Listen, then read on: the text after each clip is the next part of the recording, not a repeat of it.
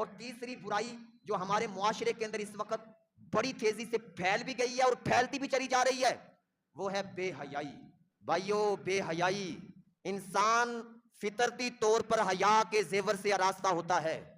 ہر مرد کے اندر بچپن میں حیا کی صفت ہوتی ہے، لیکن آج لڑکوں اور لڑکیوں کے اندر سے اسی حیا کو ختم کیا جا رہا ہے۔ نبی کریم صلی اللہ علیہ وسلم نے فرمایا ہر دین کی ایک پہچان ہے اور ہمارے دین کی پہچان حیا ہے۔ ہماری بیٹیاں اور لڑکیاں سمجھتی ہیں آدھا لباس پہننا ترقی ہے۔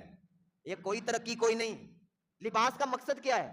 لباس کے 3 مقصد ہے، ایک پردہ، ایک گرمی اور سردی کے اثرات سے بچنا، اور تیسرا مقصد ہے زینت۔ یہ جو سوچے بنی ہے کہ آدھا لباس پہننا یہ ترقی کی علامت، کوئی ترقی کی علامت نہیں۔ نبی کریم صلی اللہ علیہ وسلم نے فرمایا وہ عورتیں جو لباس پہن کر ننگی ہوں گی وہ لوگوں کو اپنی طرف مائل کرنے والی ہوں گی اور دوسروں کو مائل اور خود مائل ہونے والی ہوں گی۔ نبی کریم صلی اللہ علیہ وسلم نے فرمایا ایسی عورتوں کو جنت میں داخل نہیں کیا جائے گا، بلکہ ایسی عورتوں کو جنت کی خوشبو بھی نہیں سنگائی جائے گی، حالانکہ جنت کی خوشبو اتنی دور سے آ رہی ہوتی ہے۔ اور نبی کریم صلی اللہ علیہ وسلم نے فرمایا جب تم میں حیا نہ رہے پھر جو مرضی کرو، جو چاہو کرو۔ جب حیا ہی نہیں رہی، شادی کے موقع پر میں حیران ہوتا ہوں نوجوانوں کے اوپر، شادی ہو رہی ہے اور میاں بیوی کی کٹھی تصویریں غیر مرد آ کے بنا رہے ہیں، اور نوجوانوں کہاں گئی ہماری غیرت؟ اور کہاں گئی ہماری غیرت؟ نوجوانوں کی غیرت کہاں چلی گئی؟ 3 کیمروں والے سامنے کھڑے ہو کر، اور بیوی آپ کی ہے، اس نوجوان کی بیوی جس کی شادی ہو رہی ہے، کوئی تک نہیں بنتا غیر مرد سامنے کیمرہ لے کے تصویریں بنائے، کوئی تک نہیں بنتا کہ غیر مرد کیمرے لے کر سامنے ویڈیو۔ میں ایک جگہ پہ نکاح پڑھانے کے لیے گیا، مجھے نکاح کے لیے بلایا، وہاں پر لڑکے کا نکاح پہلے ہوا تھا، لڑکی کا بعد میں۔ مجھے جب انہوں نے کہا نا کمرے کے اندر آ جاؤ، یقین مانے میں کمرے میں گیا، میں بھاگا باہر، 3 کیمرہ مین اور وہ لڑکا اور اس کی بیوی ہاتھوں میں ہاتھ ڈال کے، گلوں میں ہاتھ ڈال کے تصویریں بنوا رہی ہیں۔ میں بھاگا باہر، میں نے اس نوجوان کو بلایا باہر، میں نے کہا تمہارے اندر غیرت نہیں ہے؟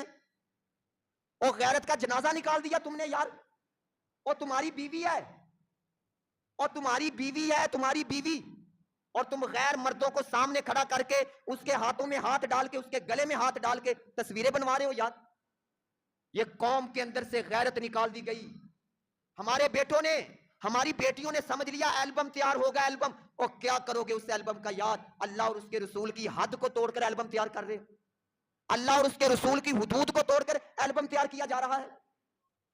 اللہ اور اس کے اور باپ بھی بیٹھا ہے، ماں بھی بیٹھی ہے، حاجی صاحب پیچھے تسبیح پہ تسبیح، اور بھائی تسبیح چھوڑو، ان کو حیا دلاؤ، ان کے اندر غیرت پیدا کرو جن کے اندر سے غیرت کا جنازہ نکل گیا ہے۔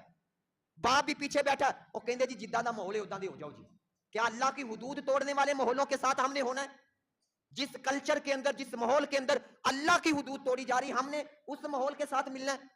اور پھر ایک رسم آئی ہے، لڑکا اور لڑکی سب کے سامنے، لڑکا سب کے سامنے اپنی بیوی کا بوسہ لے رہا ہے، یہ بھی رسم اب معاشرے کے اندر آ رہی ہے۔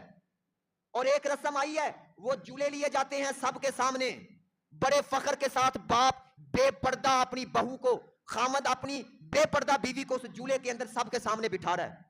اور بھائیوں اور نوجوانوں سے میں کہوں گا، اور نوجوانوں سے میں کہوں گا، نوجوان ان کے اندر غیرت ہونی چاہیے۔